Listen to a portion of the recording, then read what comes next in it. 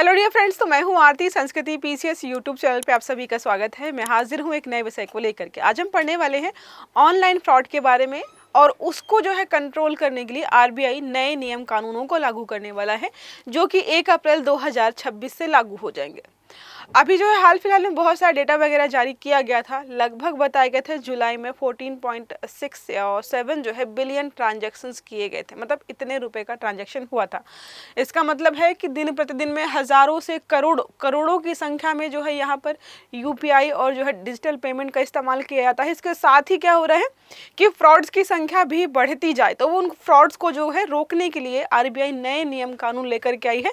उन्हीं के बारे में हम यहाँ पर जो है पढ़ने वाले कि ये क्या रहने वाले। तो आरबीआई जो हमारा है, रिजर्व बैंक ऑफ इंडिया ने डिजिटल पेमेंट्स को सुरक्षित रखने के लिए जो है एक और किया, 2 फैक्टर ऑथेंटिकेशन। वैसे तो ये होता है ऑलरेडी, लेकिन इसको और सख्त करके कुछ नियम कानून और यहाँ पर ऐड किए हैं, जो कि 1 अप्रैल 2026 से लागू होंगे। अब आपको जो है इस प्रश्न का आंसर देना है कि ये 1 अप्रैल क्यों ही रखा।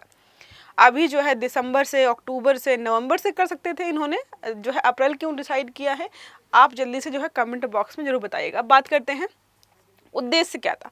वही जो भी ऑनलाइन फ्रॉड्स हो रहे हैं, डिजिटल अरेस्ट वगैरह, जो भी साइबर अटैक, मतलब जितने भी ऑनलाइन पेमेंट से संबंधित समस्या है, सबको जो है यहाँ पर ध्यान में रख करके इन नियमों कानूनों को ऐड किया गया है। अगर आप देखेंगे तो डिजिटल पेमेंट सिर्फ जो है कोई ऐसा नहीं कि सिर्फ जो है पढ़े लिखे लोग कर रहे हैं, लड़के लड़कियां और जो है ऑफिस गोइंग पर्सन कर रहे, नहीं, सब्जी वाला, गोलगप्पे वाला, ठेले वाला, जितने भी हैं, आजकल हर कोई जो है इसी प्रकार की चीज़ों का इस्तेमाल कर रहा है और इसलिए इसको सुरक्षित रखना जो है आरबीआई का दायित्व बनता है। क्लास को हम आगे बढ़ाएंगे, पहले बात कर लेते हैं। संस्कृति आईएएस आपके लिए नवरात्रि स्पेशल ऑफर लेकर के आए, जो कि 25 से 28 सितंबर तक चलने वाला है। तो यहाँ पर मोर देन 60% का डिस्काउंट दिया जा रहा है आपको वैकल्पिक ऑप्शनल कोर्सेज में। तो ज्योग्राफी है, हिस्ट्री है, यहाँ पर आफ्टर डिस्काउंट 17,500 में आपको मिल जाएगा। नंबर है 9555 या फिर आप विजिट कर सकते हो sanskritiyes.com की वेबसाइट पर। आते हैं वापस। अब 2 फैक्टर ऑथेंटिफिकेशन अनिवार्य क्यों बनाया है इन्होंने, तो उन्होंने बोला कि एसएमएस हो गया, ओटीपी हो गया, अब ये पर्याप्त नहीं है। अब इसके अलावा हमें और भी चीज़ें जो है ऐड ऑन करनी होंगी, ताकि क्या किया जा सके, सुरक्षित जो है पेमेंट को हम बढ़ावा दे पाए। तो यहाँ पर और क्या होगा, पासवर्ड हो गया, या जो है पासफ्रेज, पिन और पासवर्ड आपको ऐड करना पड़ सकता है। डेबिट कार्ड ऑथेंटिफिकेशन भी जरूरी हो सकता है कई बार पेमेंट्स को करने के लिए। सॉफ्टवेयर या डिवाइस टोकन भी हो सकता है। फिंगरप्रिंट और अन्य बायोमेट्रिक जो भी चीजें हैं, यहाँ पर ऐड ऑन करके क्या किया जा रहा है, डिजिटल पेमेंट को सुरक्षित किया जाएगा। और ग्राहकों की जिम्मेदारी भी बताई गई है कि देखो, जो भी हम जो है 2 फैक्टर्स जो है ऑथेंटिफिकेशन के बारे में बात कर रहे हैं, अगर आप उसको फॉलो नहीं करते हो और कल को आपके साथ कोई फ्रॉड हो जाता है, आपके साथ कोई धोखाधड़ी हो जाती है, तो उसके जिम्मेदार जो है आप स्वयं होंगे, क्योंकि हमने नियम कानून बना दिए हैं। अब कुछ डेटा अगर देखें कहाँ पर किस प्रकार की चीजें चल रही हैं, तो रोजाना 100 करोड़ से ज्यादा डिजिटल ट्रांजैक्शंस होते हैं। आरबीआई की जो 2024-25 की रिपोर्ट है और एनसीआर भी 2023 बोलता है कि भाई 65% साइबर अपराध वित्तीय धोखाधड़ी से जुड़े हुए हैं। साइबर अपराध और भी प्रकार के होते हैं, किसी का वीडियो वायरल करना, किसी के जो है फोटोज वायरल करना, किसी अन्य प्रकार के, लेकिन 65 कैसे हैं, पैसे से जुड़े हुए हैं।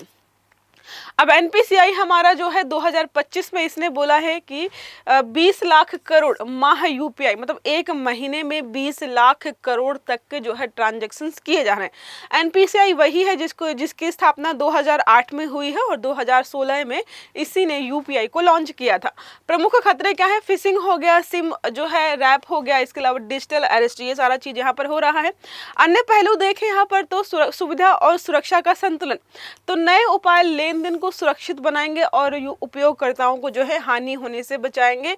ग्रामीण व छोटे व्यापारी जो भी है, उनको भी थोड़ा लाभ होगा और नुकसान होने की संभावनाएं कम है। नियामकीय दृष्टिकोण से अगर हम बात करते हैं, तो यह कदम अंतरराष्ट्रीय मानकों, ईयू का जो है PSD2, मतलब जो है यूरोपियन यूनियन में इस प्रकार के नियम कानून ऑलरेडी लागू हो चुके हैं। हम उन्हीं के जो है अनुरूप यहाँ पर नियमों को लागू करने की बात कर रहे हैं। कानूनी आधार के बारे में बात करते हैं, तो आरबीआई की यह शक्ति है कि पेमेंट एंड सेटलमेंट सिस्टम जो है एक्ट 2007 के तहत अगर कहीं पर भी कोई समस्या होती है, तो उसके सुधार के लिए नए नियम कानून लागू कर सकता है। साइबर अपराध रोकथाम को ध्यान में रखें, तो आईटी एक्ट जो 2000 की जो धारा 43 है और 46 है, यहाँ पर भी बात कही गई है कि अगर इस प्रकार के अपराध बढ़ते हैं तो नियमों कानूनों में बदलाव हम कर सकते हैं। नेक्स्ट हमारा है प्रभाव, मतलब इसका जो है अफेक्ट क्या पड़ेगा और निहितार्थ क्या फायदे वगैरह होंगे। तो उपभोक्ताओं में जो है विश्वास की वृद्धि होगी कि भाई अब ठीक है, अब इतना जो है थोड़ा सिक्योर कर दिया है तो शायद जो है फ्रॉड वगैरह नहीं होगा। साइबर फ्रॉड में यहाँ पर कमी आएगी। ओटीपी वगैरह के अलावा जो और भी चीज़ें हैं उनको भी आपको जो है क्या करना पड़ेगा। अब क्या होता है देखो, अब कोई आपके डिवाइस का एक्सेस ले लेता है तो आपके फ़ोन में जो ओटीपी आ रहे हैं उनको भी देख सकता है, उसके माध्यम से भी कई बार पेमेंट्स हो जाता है। व्हाट्सएप पे शादी का कार्ड भेज दिया फिर भी हो जाता है, कोई फ़ोटो भेजा फिर कोई वीडियो भेजा या आपने किसी लिंक पर क्लिक कर दिया, इन सब के माध्यम से साइबर फ्रॉड्स हो रहे थे और लोगों के अकाउंट से पैसे जा रहे थे। तो इन सब पर जो है पाबंदी लगाने के लिए इसको किया गया है। और बैंकों का भी यहाँ पर दायित्व है कि नई तकनीकी अपनाने में जो है आपकी जो लागत की बढ़ोतरी होगी फिर भी करना पड़ेगा। समावेशन की चुनौती यहाँ पर हो सकती है कि भाई कम डिजिटल साक्षरता वाले क्षेत्रों में जागरूकता जरूरी है, ना कि नए नियम कानून। अब ऐसा इलाका है जहां पर किसी को डिजिटल पेमेंट करना नहीं आ रहा है, आप उनको पहले साक्षर तो करिए, जागरूक तो करिए कि कैसे क्या करना होता है, कैसे नया क्या नहीं करना होता है। इतनी बार न्यूज़ में बताने के बावजूद कई लोग जो है अभी भी डिजिटल अरेस्ट का शिकार हो रहे हैं। वो जो अमिताभ बच्चन जी की आवाज़ इरिटेटिंग से सुनाई देती थी बार बार फ़ोन करने पर, उसको फाइनली हटा दिया गया है, लेकिन उसके बावजूद इतने दिनों तक उन्होंने बताया कि ये नहीं करना है, फिर भी आज भी आप न्यूज़ उठाकर देखेंगे 2-4 मामले आपको डिजिटल अरेस्ट केस दिखाई देंगे और उसमें लोग हजारों लाखों करोड़ रुपए जो है गंवा रहे। तो इन सब का रीज़न ये है कि जागरूकता की कमी है। चुनौतियां हैं, तकनीकी लागत यहाँ पर बढ़ेगी, जाहिर सी बात है। छोटे बैंक या व्यापारियों को थोड़ा एक्स्ट्रा पैसा देना पड़ेगा। डिजिटल साक्षरता हमें बढ़ानी चाहिए। डेटा की सुरक्षा जो है, तो बायोमेट्रिक और व्यक्तिगत डेटा को सुरक्षित भंडारण की चुनौती यहाँ पर हो सकती है। नए खतरे क्या है, 2FA के बावजूद डिवाइस लेवल और ऐप लेवल जो है हमले यहाँ पर फिर भी संभव हो पाएंगे। टेक्नोलॉजी संबंधी अगर पहलुओं की बात करें तो सॉफ्टवेयर टोकन SMS पर निर्भर नहीं है, ऑफलाइन भी काम कर सकते हैं, ठीक है। दूसरा है बायोमेट्रिक ऑथेंटिफिकेशन, पहले से जो है NPCI के ऐप्स जो है आधार इनेबल्ड पेमेंट सिस्टम में उपयोग हो रहा है। डिवाइस बाइंडिंग के बारे में बात करें, लेन देन को किसी विशेष मोबाइल और डिवाइस से जोड़ना, ये सारा जो है यहाँ पर बताया गया है। अब भविष्य की संभावनाएं क्या हो सकती है इसी से संबंधित, तो AI आधारित जो है फ्रॉड डिटेक्शन को हम बढ़ा सकते हैं ताकि हमारे पास सारी जानकारी रहे। CBDC डिजिटल रुपया जो है यहाँ पर भी 2FA हमें लागू करना चाहिए। छोटे भुगतान जो कि 200 से भी कम के हैं, इन पर आसान ऑथेंटिफिकेशन जैसे टैप एंड पे।